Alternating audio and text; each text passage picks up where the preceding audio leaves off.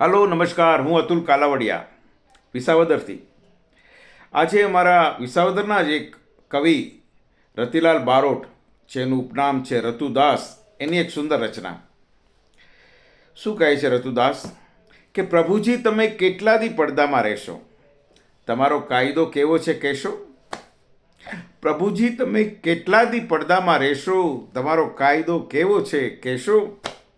પૂજારીને આધીન રહીને વિવિધ પ્રકારના પહેરતા વેશો, આ ઉગાડા અધઢાક્યા રખડે એને વસ્ત્ર કેદી દેશો. પ્રભુજી તમે કેટલા દી પડદામાં રહેશો. 56 ભોગ છાનામાના ધરતા, 56 ભોગ છાનામાના ધરતા અને આરોગવાના દેતા આદેશો.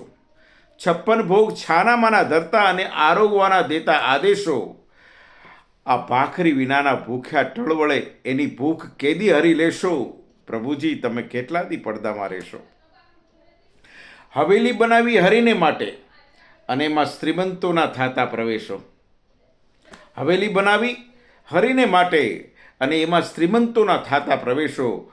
આ જાહલ ઝૂંપડી વિનાના કંગાળ રખડે અને એમાં તમે સુખેથી કેમ કરી રહેશો.